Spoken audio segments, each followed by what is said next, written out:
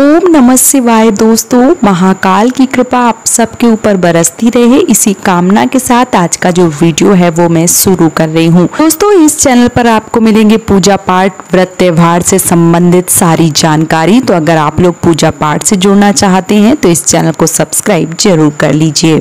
दोस्तों, अभी करवा चौथ जो है वो आने वाला है। 1 नवंबर को साल 2023 में करवा चौथ का जो व्रत है वो किया जाएगा।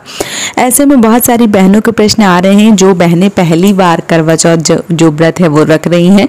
ऐसे में उनको लगता है कि करवा चौथ व्रत में कौन कौन सा सामान जो है वो मायके से आता है, या मायके में कोई नहीं है, मान लीजिए किसी कारणवश मायके से सामान ना आए तो क्या करना चाहिए। तो आज के वीडियो में आपको बहुत ही डिटेल से बात जो है वो बताने वाली हूँ कि करवा चौथ में अगर सामान ना आए तो क्या करना चाहिए, साथ ही साथ करवा चौथ में अगर सामान आता है तो कौन कौन सा सामान जो है वो मायके से आता है। चलिए सारी जानकारी जो है वो इस वीडियो में आप सबको दे देती हूँ।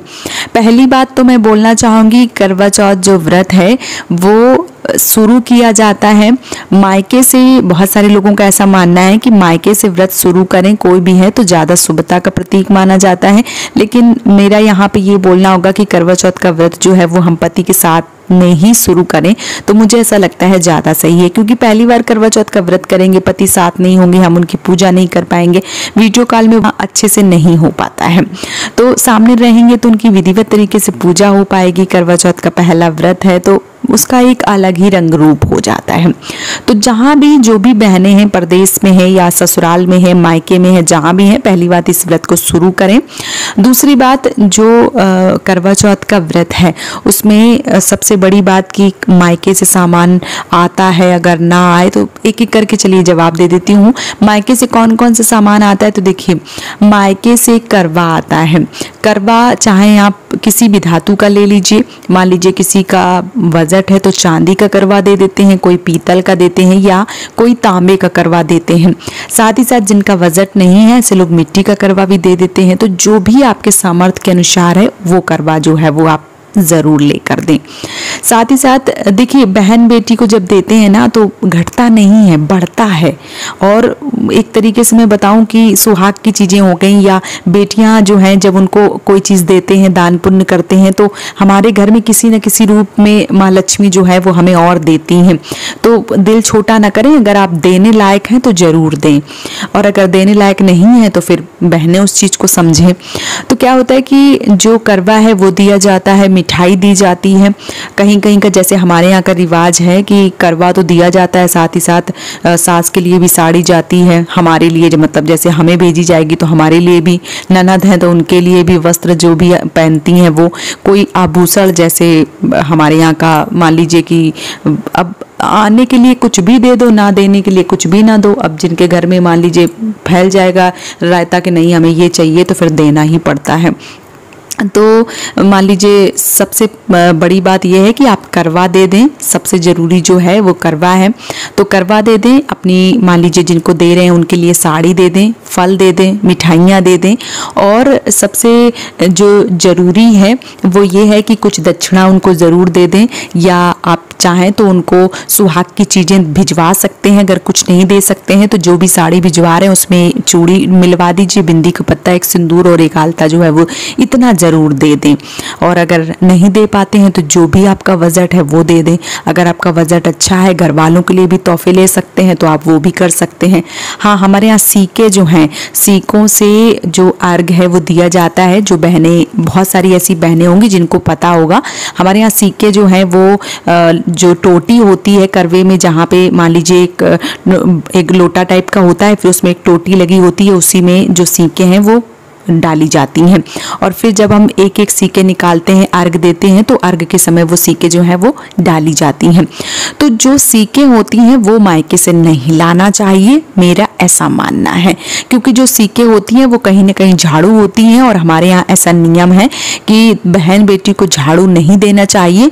अब बहुत सारी बहनें हैं जिनके मान लीजिए कि दिमाग में ये चीज़ आएगी कि काहे भाई हम झाड़ू लेके काहे ना आए, तो यहाँ पे वो भी, उनका भी उल्लेख जो है एक तरीके से उनके मन मन में जो भी प्रश्न हलचल जो भी मच रही है तो वो भी शांत कर देती हूँ। देखिए क्या होता है कि जो झाड़ू होती है वो मायके से नहीं लाई जाती है, क्योंकि ऐसा माना जाता है कि भाई का सब झाड़ के नहीं ले जाना चाहिए। भाई को भी तो कुछ रहने दीजिए, भाई का झाड़ू नहीं लाना चाहिए मायके से। कोई भी बहनें हो, बहुत सारी बहनें जिनको बुरा लगेगा, पर बुरा ना माने। भाई के लिए, मान लीजिए भाई आपका, और अगर भाई के पास कुछ नहीं रहेगा तो आपको शोभा देगा, नहीं देगा।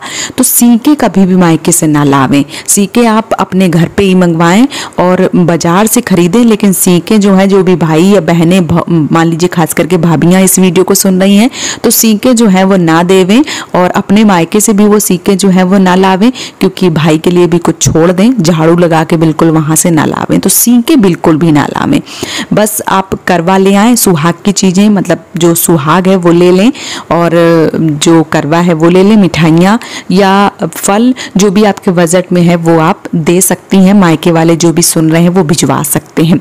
अगर बहुत सारी बहनें हैं जिनके मायके में ये सब व्यवस्था नहीं है, खास करके माँ नहीं है, और जब जो माँ है या जो पिता है वो नहीं होते हैं, तो फिर मान लीजिए कि भाई कभी करने की सोचते भी हैं, तो कई बार देखिए बहुत सारे कारण, मैं एकदम से अगर विस्तृत होकर बताऊंगी तो हो सकता है बहुत सारे लोगों को बुरा लग जाए इस वीडियो को देखने के बाद। तो देखिए कभी कभी क्या होता है कि घर का सिचुएशन ऐसा हो जाता है, भाभियां भी सोचती हैं कि ना देना पड़े, या कई कारण हो जाते हैं। तो देखिए जो भी बहनें हैं, मान लीजिए घर में माँ नहीं है, मायके में वो नहीं देना चाहते हैं, या जो भी घर वाले हैं वो नहीं देना चाहते हैं, तो परेशान ना हो, आप करें, विधि पूर्वक इस व्रत को करें। जो भी मान लीजिए आपके पास पैसे हैं या पति के पैसे हैं, ससुराल से जो भी पैसे हैं उनसे आप सामान खरीदें और पूरी विधिवत तरीके से व्रत और पूजा जो है वो करें। मन में ये न लाएं कि हमारे मायके में ये नहीं था या हमारे मायके से नहीं आया है, तो हम इस व्रत को कैसे उठाएं, कैसे करें, तो ये चीजें जो है वो मन में नहीं लाना चाहिए।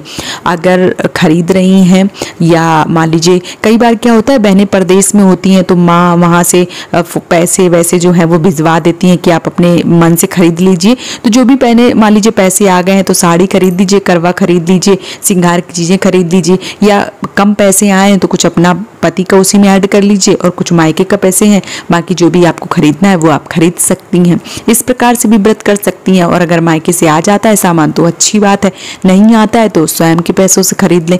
और जो भी मान लीजिए क्या होता है, बहुत सारे लोगों के मन में ये भी प्रश्न आता है कि अगर मायके से नहीं आया तो हम व्रत ना रखें, तो ऐसा बिल्कुल भी ना सोचें।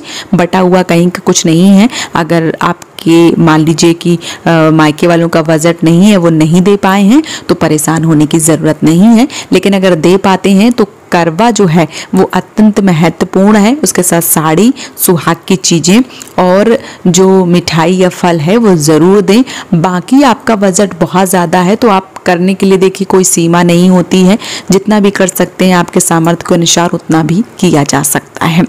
तो उम्मीद करती हूँ कि आज का वीडियो आप सबको बहुत ही अच्छे से समझ में आ गया होगा। अगर आपके मन में कोई प्रश्न है तो आप मुझे कमेंट सेक्शन में पूछिए, और अगर वीडियो पसंद आया है तो आप मुझे सपोर्ट कर सकते हैं इस चैनल को सब्सक्राइब करके।